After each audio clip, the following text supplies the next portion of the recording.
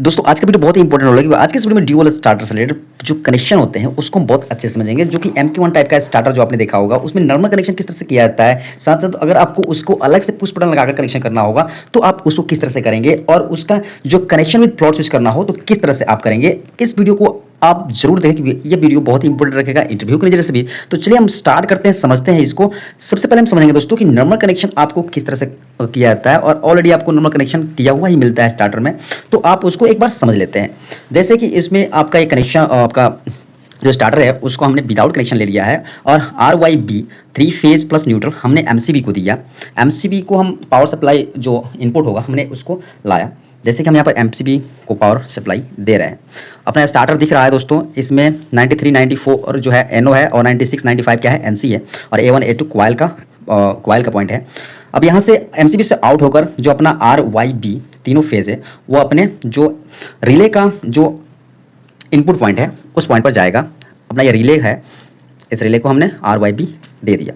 तो यहाँ पर आपने पावर सप्लाई पहले समझ रहे हैं, इसमें RYB आपने दे दिया, और जो हमारा स्टार्टर है वहाँ से आउटपुट जो पावर होगा पावर सप्लाई का RYB वो आकर के मोटर का जो टर्मिनल होगा उस टर्मिनल पर कनेक्ट हो जाएगा, जो कि इस तरह से आपको कनेक्ट करना होता है। और ये मोटर का टर्मिनल है, इसको हम स्टार में कनेक्ट कर रहे हैं। स्टार में कनेक्ट करने के लिए और जो 3 सिरे बच जाते हैं उनको आपस में शॉर्ट कर दिया जाता है, और जो आगे वाला 3 टर्मिनल होता है उसमें RYB दे दिया जाता है। तो आपको यहाँ पर पावर सप्लाई समझ में आ गया होगा। आप इसका कंट्रोल सर्किट समझते हैं। कंट्रोल के लिए आपको ज़्यादा कुछ नहीं, सिंपल जो RYB में से आप R फेज लेंगे और R फेज को उठा करके आप डायरेक्ट A2 पॉइंट को दे देंगे। जैसे कि यहाँ पर A2 पॉइंट को हमने दे दिया, और जो हमारा ब्लू फेज है उसको उठाया, और उसको उठाकर 94 जो कि NO है उसमें देते हैं, और 93 से आउट करते हैं, और 95 मेन करते हैं, फिर 96 से आउट होकर के डायरेक्ट चला जाता है अपना जो 1 पॉइंट है उसमें जाकर कनेक्ट हो जाता है। तो कॉइल में आपका ये पावर सप्लाई जाता है, और इस तरह से हमारा स्टार्टर जो होता है वो कनेक्शन करने से हमारा स्टार्टर काम करने लगता है। हम यहाँ पर पुश बटन जो दिया होता है ऑल इनबिल्ट पुश बटन होता है। NO के पास स्टार्ट का होता है पॉइंट, और NC के पास स्टॉप का पॉइंट होता है। इस पॉइंट पे जो हमारा स्टार्टर होता है उस पर पुश बटन लगा होता है, उसको हम दबाते हैं तो ऑन करवाएंगे तो ऑन हो जाएगा, NO को दबाएंगे तो ऑन हो जाएगा, और NC को दबाएंगे तो ऑफ हो जाएगा। तो ये हमारा होता है स्टार्टर, जो कि आपने समझ लिया। अब बात करते हैं, अगर स्टार्टर है और उस स्टार्टर में हम अलग से NO NC पुश बटन के द्वारा स्टार्ट स्टॉप करना चाहते हैं तो उसको किस तरह से करेंगे। तो उसके लिए हमें चाहिए NO और NC 2 पुश बटन। तो NC पुश बटन हमने लिया और NO पुश बटन ले लिए। इसमें सेम टू सेम हमारा जो रेड फेज उठाएंगे और A2 पॉइंट को दे देंगे, इसमें कोई बदलाव नहीं करेंगे हम। रेड फेज उठाया और A2 पॉइंट को दे दिया। बदलाव हमारा होगा थोड़ा सा, वो समझने वाला है।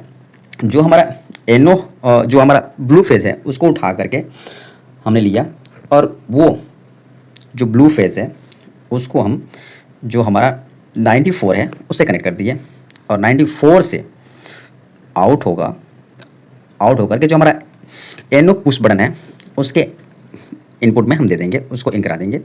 और जो हमारा 93 है उसको 94 से होल्डिंग के लिए शॉर्ट करा देंगे, और वहाँ से 94 जो होगा वो जाएगा NO पुश बटन के एक पॉइंट में जाएगा, और NO से आउटपुट जो होगा वो NC में जाएगा, और NC से आउट होकर के वो डायरेक्ट चला जाएगा 95 पे, जो कि जो हमारा रिले का NC है उसके 95 पॉइंट पे चला जाएगा, और 96 से आउट होगा और वो चला जाएगा कॉइल पे। तो सिंपल फंडा होता है, जो हमारा NO है, जो रिले का NO है वो हमारा NO पुश बटन पे कनेक्ट हो जाता है, और जो NC है वो सीरीज में कनेक्ट हो जाता है। तो इस तरह से हमारा जो होता है ये कनेक्शन किया जाता है अलग से, अगर पुश बटन से हमें स्टार्ट स्टॉप करना है तो। और इस तरह के स्टार्ट कनेक्शन में आपका जो हमारा स्टार्टर होगा उसको जो इनबिल्ट जो पुश बटन होगा उससे भी स्टार्ट स्टॉप होगा, और जो बाहर से हमारा जो हमने ऑल जो रिमोट लगा रखा है, रिमोट कंट्रोल की तरह एक पुश बटन लगा रखा है, वहाँ से भी ये कंट्रोल होगा। तो ये स्टार्टर में इस तरह कनेक्शन हमें करना पड़ता है। बहुत सारी जगह पर होता है कि जहाँ पर है वहाँ से भी स्टार्ट करो, और अलग से भी आपको स्टार्ट स्टॉप करना होता है। तो इस तरह के कंडीशन में आपको यह कनेक्शन करना पड़ेगा। और जस्ट आपने पीछे छोड़ दिया था होल्डिंग, जो हमने बताया था जिसमें पुश बटन नहीं था लगा था, इनबिल्ट था, उसमें हमने होल्डिंग बताना छूट गया था। तो 93 और 93 को जो 14 है उससे होल्डिंग के लिए कनेक्ट कर दिया जाता है। तो उसमें छूट गया था लेकिन कनेक्ट किया गया था। अब बात करते हैं टैंक के साथ इसका कनेक्शन कैसे किया जाता है। तो टैंक में क्या होता है, फ्लोट स्विच लगा होता है।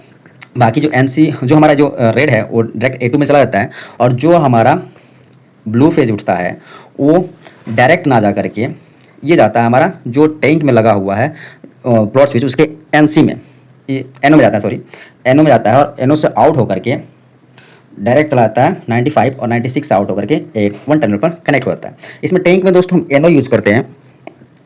जैसे ही हमारा टैंक भर जाता है तो क्या होता है, हमारा जो NO है वो NC बन जाता है, और NC बनते ही ये हमारा जो ब्लू फेज है वो कंटिन्यूस वन टर्मिनल पर मिलने लगता है। और 95 96 का कनेक्ट पॉइंट क्यों यूज़ कर रहे हैं, क्योंकि यहाँ पर हमें सेफ्टी भी देना है। तो 95 96 पे क्या होता है, रिले का सेफ्टी होता है, ओवरलोड होने पर ये ट्रिप कराता है।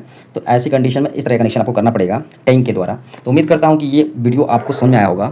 Thanks for watching this video. मिलते हैं नेक्स्ट वीडियो में, take care, bye, see you. Don't forget to like and share and subscribe.